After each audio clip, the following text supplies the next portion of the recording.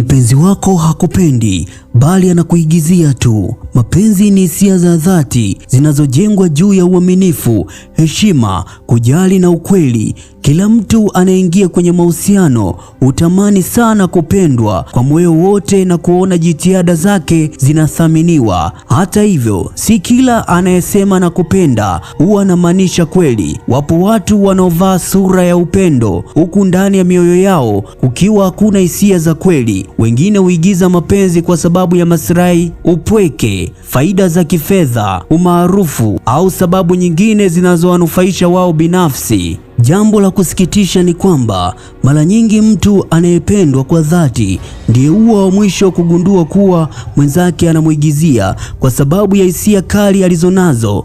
Huona kila kitu kitakuwa sawa hata pale dalili za wazi zinapoonekana. Ndiyo maana ni muhimu kuelewa ishara zinazoweza kuonyesha kuwa mpenzi wako hakupendi kwa dhati bali anakuigizia tu. Namba 1, anakutafuta tu anapokuwa na mahitaji yake muhimu. Moja ya dalili kubwa ni pale mpenzi wako anapowasiliana nawe tu kwa wakati ana shida au anahitaji kitu kutoka kwako. Siku ambayo hana tatizo wala haja yoyote, huwezi kusikia simu yake wala ujumbe wake, lakini anapohitaji pesa, msaada au huduma fulani, ghafla anakukumbuka uwepo wako. Mapenzi ya kweli hayaendeshwi na mahitaji pekee. Mtu anayekupenda anataka kujua hali yako hata kama hahitaji chochote kutoka kwako. 2, atoe muda wenye thamani kwako. Katika mapenzi ya kweli, muda ni zawadi muhimu sana. Mtu anayekupenda kujitahidi kupata muda wa kuzungumza nawe, kukutembelea au kushiriki nawe mambo mbalimbali ya maisha. Lakini anayekuigizia atakuwa na visingizio kila wakati. Atasema ana shughuli nyingi, amechoka au hana muda wa kuonana nawe. Cha kushangaza, utagundua ana muda wa kutosha kwa marafiki zake, burudani na mambo mengine isipokuwa kwako tu. 3, akujumuishi katika mipango yake ya baadaye. Watu wanaopendana kwa dhati hujadili ndoto zao kwa pamoja, huzungumzia malengo, familia, biashara au maisha wanayotamani kujenga kwa pamoja. Ikiwa kila unapojaribu kuzungumza kesho yako au kesho yenu anakwepa mada au kutoa majibu yasiyoeleweka, kuna uwezekano mkubwa kwamba akuoni kama sehemu ya maisha yake ya baadaye. 4, ujali hisia zako. Mpenzi wa kweli huumia anapokuona unaumia. Ataomba msamaha anapokosea na atajitahidi kujirekebisha pale anapokosea. Lakini anayekuigizia hana muda wa kukusikiliza wala maumivu yako hayajali. Ukimweleza jambo linalokuumiza, kwanza anacheka moyoni na kuona kwamba amekuweza. Huenda anakubeza, anakulaumu au kukufanyia visa au kukufanya ujisikie kama tatizo ni lako. 5, anakuficha kwa watu wake wa karibu. Mtu anayejivunia uwepo wako hatakuwa sababu ya kujificha. Atatamani familia na marafiki na watu wake wa karibu wa kufahamu. Ikiwa umekuwa kwenye mahusiano kwa muda mrefu lakini hakuna anayekujua au hakuna anayejua kuhusu wewe, ni vyema kujiuliza kwa nini.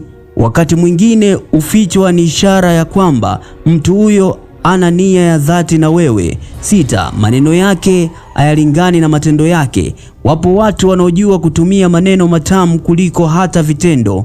Wanaweza kusema wanakupenda kila siku, lakini matendo yao yanaonyesha tofauti kabisa. Mapenzi ya kweli huonekana zaidi katika vitendo kuliko maneno. Ikiwa ahadi zake nyingi hazitekelezwi na kila mara anakukatisha tamaa, huenda upendo wako hauna maana kwake. Anaonyesha kwa maigizo na yupo na mwingine pengine. Yeye anakutafuta anapokuwa na shida.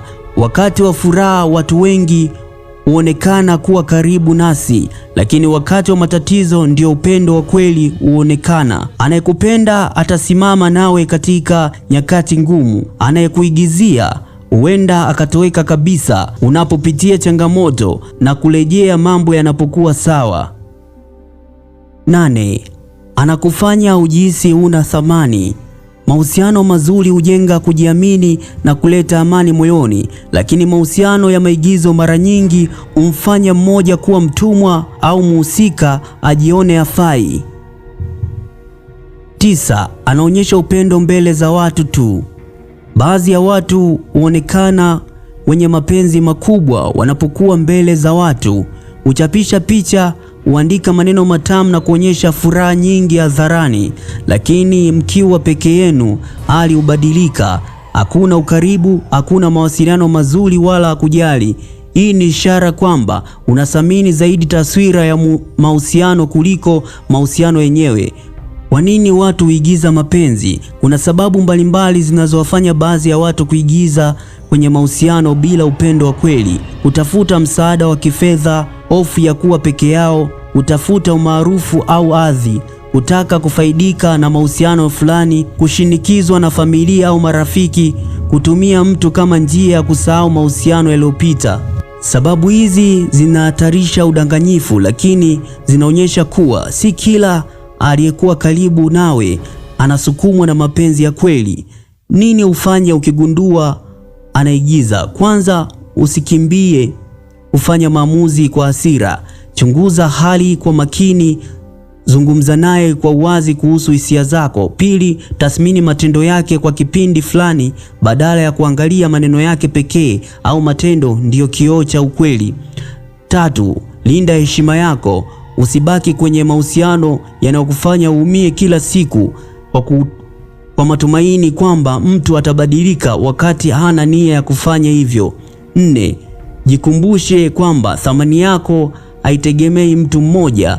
Kukataliwa au kudanganywa hakupunguzi ubora wako kama binadamu. Hitimisho: hakuna maumivu makubwa katika mahusiano kama kugundua kwamba mtu unayempenda moyo wako wote umempa alikuwa anakutumia au kukuigizia kimapenzi. Hata hivyo, ukweli huo unaweza kuwa mwanzo wa maisha bora zaidi. Ni afadhali kujua ukweli mchungu kuliko kuishi kwenye uongo mtamu kwa miaka mingi. Mapenzi ya kweli hayahitaji maigizo mengi, huonekana katika hali ya kujali, kuheshimu, uwepo katika wakati wa shida, kutimiza ahadi za kujenga maisha pamoja. Ikiwa mapenzi au mpenzi wako anakupenda kwa dhati, utalazimika kuomba uthibitisho wa upendo kila siku.